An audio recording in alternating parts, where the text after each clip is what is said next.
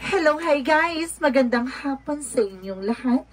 This is Gina Rodriguez from my Sagari channel, a faith healer o Mata reader. So ngayong hapon, natatagan natin nagsabihin sa iyo ng ating mga gabay. So this is a special gabay for the month of April 12 hanggang April 18 for the sign of Sagittarius. So Sagi, welcome to my channel. Ano kayang messages, advices ng spirit guides ang ating masasagap for today's video? Kanin mo kayang energy or kaganapan sa buhay ng mga Sagittarius ang ating mga kagilap. So guys, this reading is a general reading lamang, hindi lahat makaka-resonate. Kunin lamang po makaka-relate sa inyo and comment down below kung kaninong energy ang ating nasagap. And of course, don't forget to like and subscribe my channel and hit the notification bell for more videos update. And of course, maraming salamat po sa mga walang sawang pagsuporta sa aking channel. Lalong-lalo na yung hindi nag-skip ng ads na way pagpalay kayo ng Just Make a Bite, siksik, digdig, gumapaw na biyaya, manibalik sa inyo. And of course, maraming salamat sa mga nag-share ng aking video sa anumang uri na social media platforms. Maraming salamat po. So let's see, hagilapin natin at alamin anong mensahe sa iyo ng special gabay for the sign of Sagittarius. Angel Spirit Message is given information. There's a Knight of Pentacles. There's a blossoming abundance. May abot kamay na, no? May abot kamay na pangarap. So, may mga bagay na, kumbaga, may ibibigay sa iyo ang universe rather ng ating gabay, no? Na ipagkakaloob sa iyo na opportunity for you. And because there is an information with the Ace of Cups. So, there's a new love life, new offer, new romance, no? May bagong pag-ibig or ibabalik ang kilig. So, let's see. And because there is an information with the Magician. So, there's a power by God. There's a left God in. At the same time, there is some power by the universe. No? There is a Magician for a manifestation. And of course, information that brings you a manifestation. And because there is the Four of Cups to evaluate or analyze. No? May mga bagay dito na kailangan mo pag-isipan. Mag-obserba. No? I-analyze bago mo kunin yung isang bagay. No? Bago mo tanggapin or bago mo kunin o bago mo bago ka tumanggap ng isang offer, kailangan mo munang alamin, no? Nang mabuti. And because there's a Three of Cups, now there's a celebration. Or either there's a community or something, a third party. So let's see. And because there's an information with there's a Page of Swords with curiosity. Get more information. Alamin at tuklasin ang mga bagay na makakapagpadagdag sa iyong kaalaman. And of course, there's a Nine of Pentacles for the Six of Cups. So, there's a person, or there's a memories, or something reminiscence, no? Na maaaring mabalik na, or makuha mo na yung mga bagay na what you deserve, no? It is a past person, no? Or there's a reconciliation, rather, no? May taong babalik from the past. And because there's a partnership, no? May bagong pag-ibig na sinasabi na, may bagong pag-ibig at bagong kilig, no? Talaga sinasabi dito, this is the love life for a lifetime. So let's see what is the Magician. So there's an information with the Queen of Cups. So there's an healing. Unti-unti ka magkakaroon ng recovery or something healing from Magician. So may paggaling dito, no? Maring kagalingan na to about sa Magician. So the Four of Cups represent the Eight of Cups. So there's a letting go, no? Kumbaga i-let go mo yung fear, at the same time i-let go mo yung mga bagay na hindi nagsiserve sa'yo or mga bagay na offers na alam mong hindi mo matatanggap. And because there's an information with the Three of Cups with the Nine of Cups. So there's a wish fulfillment. So may mga bagay na matutupad na dito. So may mga bagay na may isa sa katuparan na. So let's see what is the Page of Swords.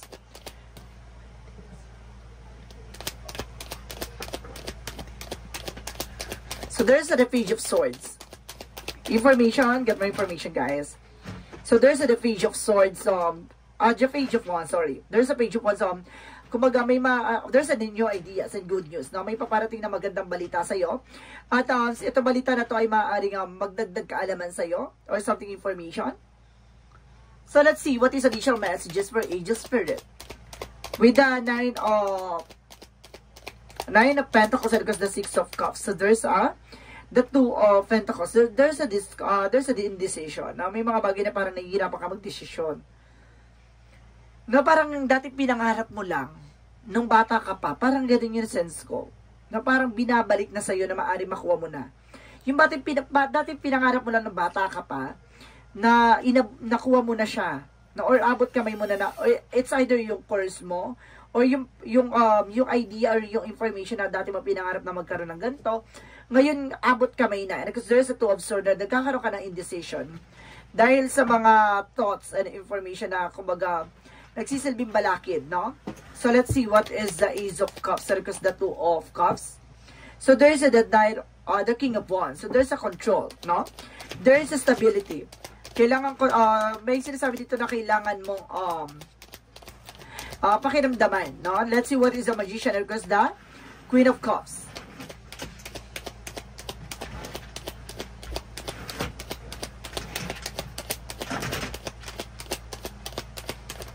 So, there is a Knight of Wands. So, there is a resilience, no? Kumbaga, kailangan mo maging mahinahon. Huwag ka masyadong maging padalos-dalos sa mga bagay-bagay. At sinasabi sito, maging tahimik ka lang.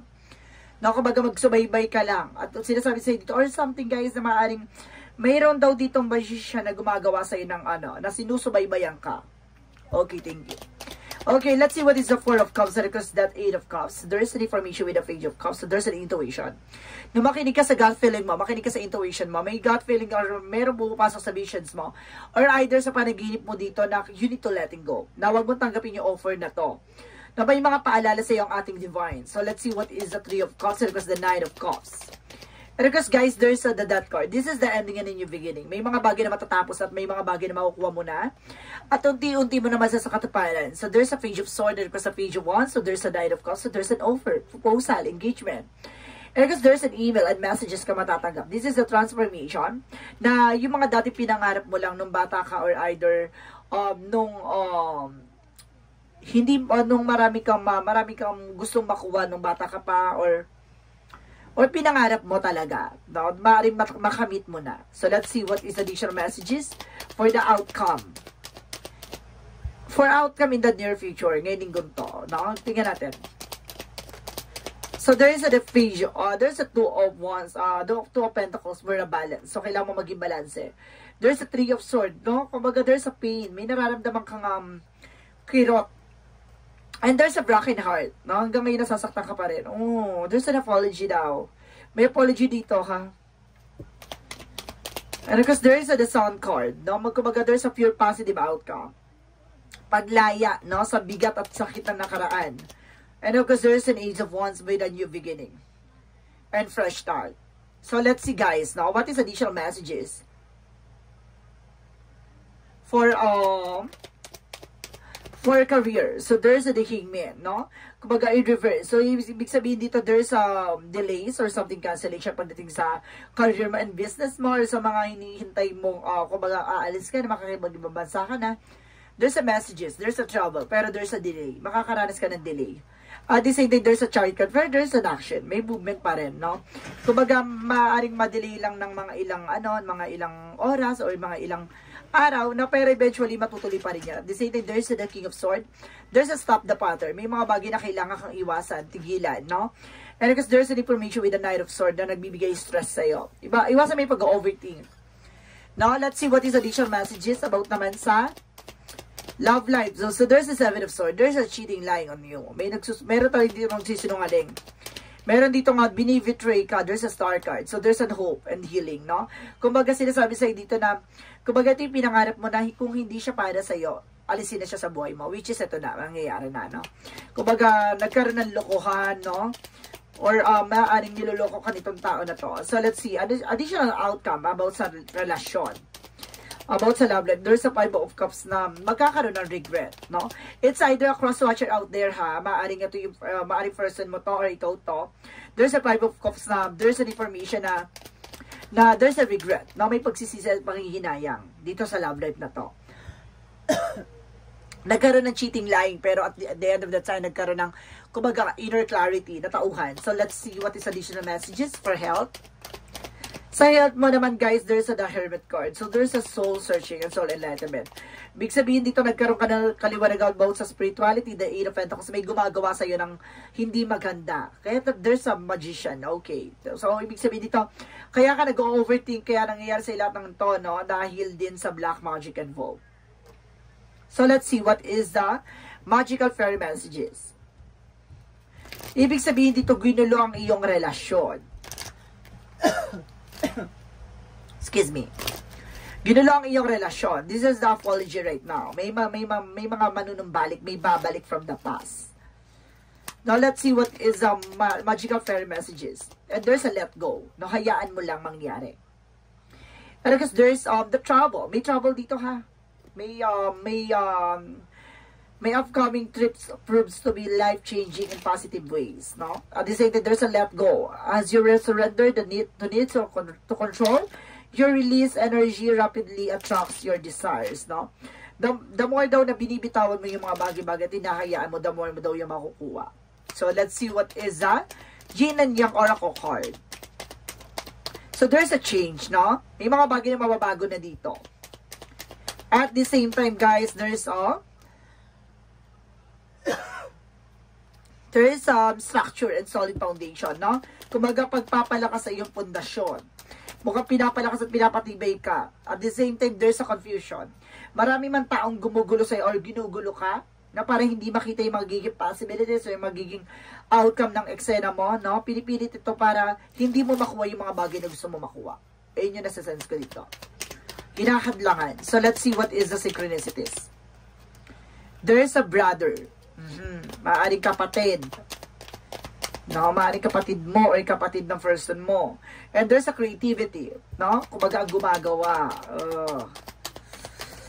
And there's a spring. This is the blossoming abundance. So maaaring magkakaroon ka ng kumbaga pagyabong or pamumulaklak, no?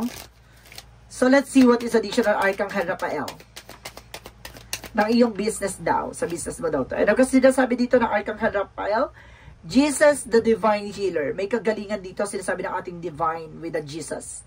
And there's a children's, no? There's an involved with your siblings or even your child, no? So, let's see what is additional chakra messages. And there's a release. So, see, sinasabi ko, kailangan mong alisin.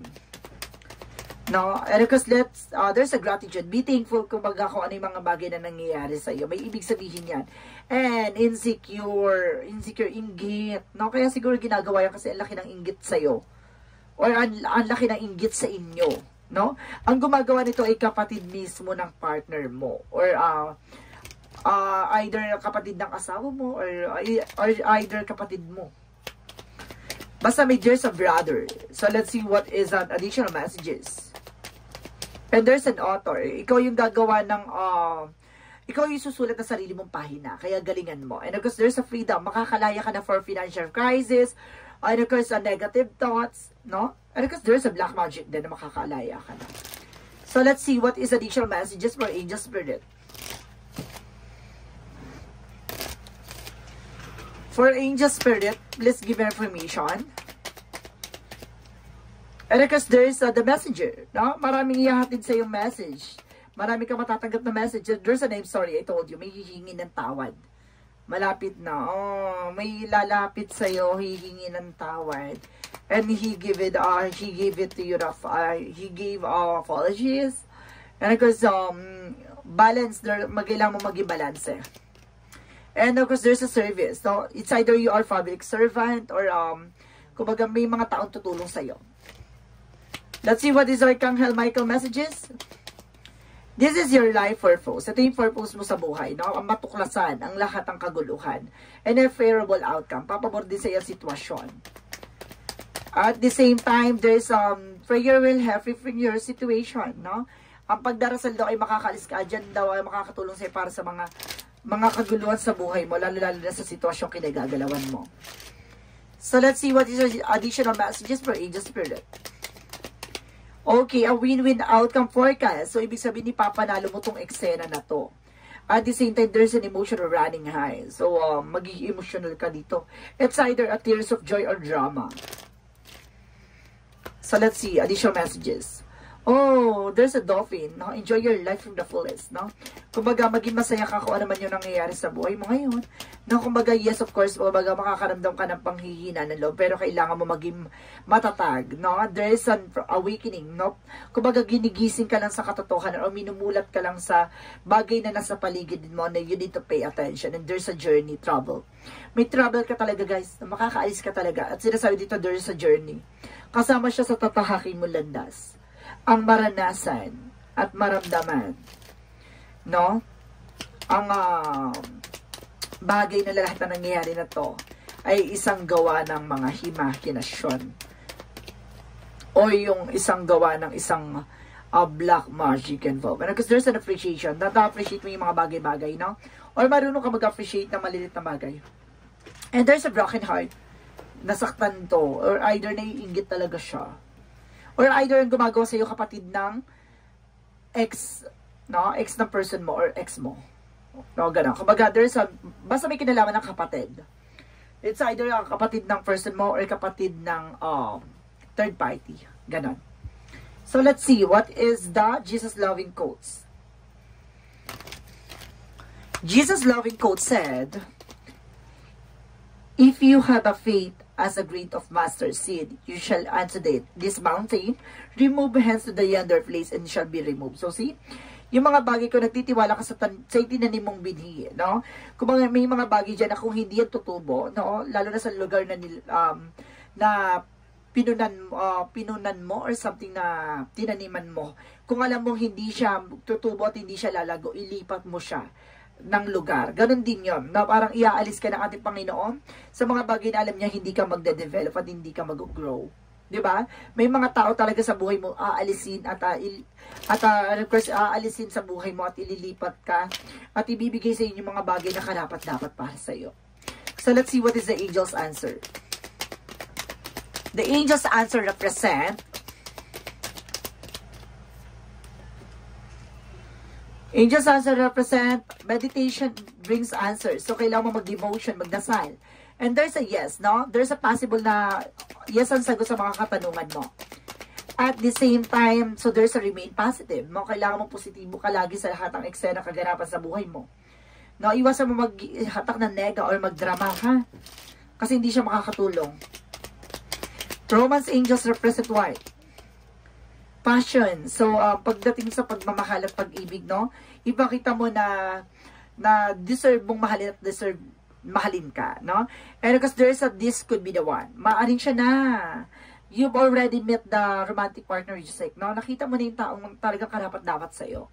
Maaring siya na nga, no? Maaring magkakaroon talaga kayo ng reconciliation. And there's a trouble. Maaring magtagpo kayo ulit. So, there's an information with the angel's number. Angel's number represent what?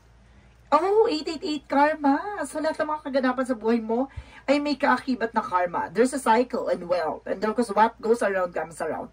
Lahat ng mga ginawa sa'yo, babalik din sa kanila yan. At babalik sa'yo lahat ng mga ginawa mo. Kaya maging aware kayo sa lahat ng actions. Ito rin yung nakaraang reading. But this is the Sagittarius din also. No, pares kayo, there's an 888 ulit. So, talaga nire-represent to na may balik eh. No, may balik talaga lahat ng kaganapan sa buhay mo. A lot of money is coming your way. Fortune refers to more than just monetary and material success. If you don't appreciate the people in your life now, you won't have them tomorrow. This message is to encourage you to take personally responsibility and use to realize your greatest potential. So see, kumaga, pahalagahan mo yung mga bagay na hawak-hawak mo ngayon. No? Hanggat hawak mo pa, mahalin mo, alagaan mo. Dahil darating yung araw na kapag pinabayaan mo, ay mawawala rin sa'yo. Diba? Ganun yon. Kaya siguro nawala sa isang bagay kasi hindi ka naging, hindi mo pinahalagahan or pinabayaan mo. Kaya, nung hawak-hawak na ng iba, saka mo na-appreciate. No? Kaya pala may sa appreciation, no? Kumbaga, hindi mo in-appreciate at hindi mo minahal. Kaya nawala sa'yo. So, let's see what is the messages of life. And return to the inner temple. Ngayon, binabalik ka sa kinagisnan mo. And kasi sabi dito, today, I rediscover my inner self in sacred silence. This is the inner temple in which I am able to calmly study the lessons life has provided me here and regain my sense of tranquility and retrieve my trust in the universe. But in the light of thy inner temple, I now remember the value of each and every step of my life. So see, Ngayon natatauhan ka, natutuklasan mo, at ngayon binabalik-balik mo sa isip at puso mo lahat na nangyari kaganapan sa buhay mo, na lahat ng mga bagay na nangyari para sa'yo ay nangyari din dahil din sa kapabayaan mo, no? Kumbaga, hindi mo na-appreciate at hindi mo minahal yung isang bagay, kaya bigla na lang din nawala sa'yo. So, it is a big lesson for you na, kumbaga, mahalin mo yung mga bagay na hanggang ngayon ay hawak mo pa. Kasi darating yung araw na magiging hawak yan ng iba pag pinabayaan mo, diba? Hinayaan mong mawala. So, guys, this reading is a special gabay for the month of April 12 hanggang April 18 for the sign of Sagittarius. So, sagi. Maraming salamat for this wonderful reading. So once again, this reading is a general reading lamang. Hindi lahat makaka-resonate, kunin lamang pa makaka-relate sa inyo. And comment down below kung kaninong energy ang ating nasagap. And of course, don't forget to like and subscribe my channel. And hit the notification bell for more videos of the earth. So maraming salamat po sa mga walang sawang pagsuporta sa aking channel. Lalo na yung hindi nag-skip ng ads, naway pagpalain kayo ng Diyos at may kapal, siksik-liglig na gumapaw na biyayang manong balik sa inyo. And of course, maraming salamat sa mga nag-share ng aking video sa anumang uri na social media platforms. And of course, maraming salamat. And see you in the next video. Bye-bye and babush.